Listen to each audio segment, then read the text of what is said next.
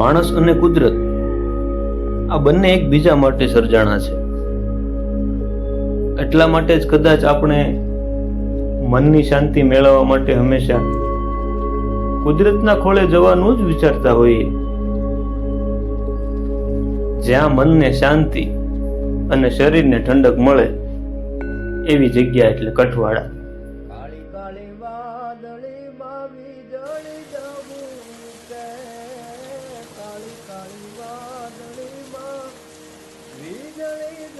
અમદાવાદના ઉત્તરમાં આવેલ કઠવાડા ગામ એ અમદાવાદ માટે એક અદ્ભુત વરદાન છે. જ્યાં ઠંડી હવા,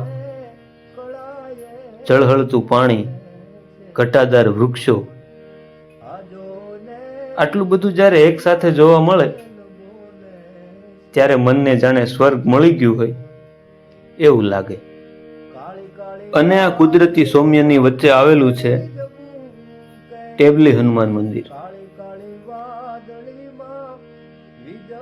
અમદાવાદના ધબકતા જીવનથી દૂર શાંતિનું ઓસળિયું એટલે ટેબલી હનુમાન મંદિર. આ જગ્યાનું સાચું સૌંદર્ય તો વરસાદમાં જ ખીલે છે. જ્યારે આકાશ કાળા ઘનઘોર વાદળોથી ઢંકાઈ જાય છે ત્યારે અહીંની પ્રકૃતિ સોળે કળાએ ખીલી ઉઠે છે.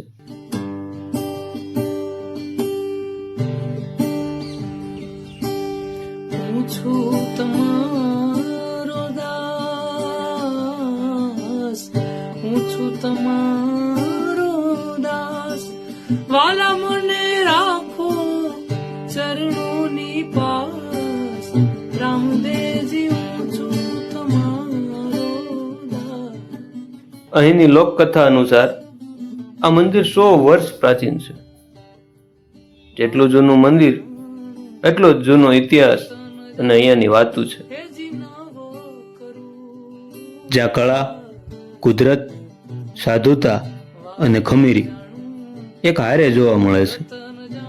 જેણે પોતાની માલિપા કેટલાય સાધુડા, ઇતિહાસ અને લોકવાર્તાઓ સમાવી રાખેલ છે.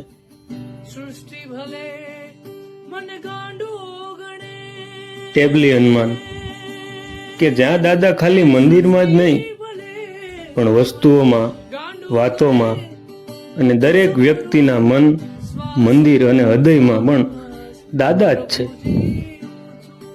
મંદિરની અંદર જતા દરેક વ્યક્તિમાં સાતત્વનું દર્શન થતું હતું અને કોઈ દેવ તત્વ સદાય ભેળું હાલતું હોય એવું લાગ્યા કરતું હતું. આમ તો હનુમાનજી અને શિવ બંને એક જ છે, પણ આ બંનેના નામને ભેગો રાખતો માણસ જીવનમાં ક્યારેય દુઃખી નથી થતો. વિશ્વમાં કદાચ કોઈ પણ વસ્તુ મેળવવી અઘરી હશે, પણ બજરંગબલીને પામવા માટે તો મન ચોખ્ખું અને હૃદય ભાવથી ભરેલું હોવું જોઈએ.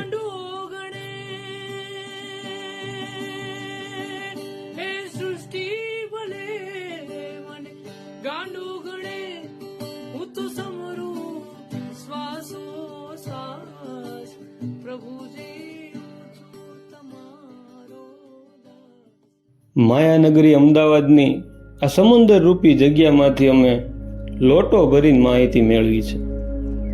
હે બજરંગબલી, ફરી તમારી આજ્ઞા હશે તો ફરી કરીશું તમારા દર્શન.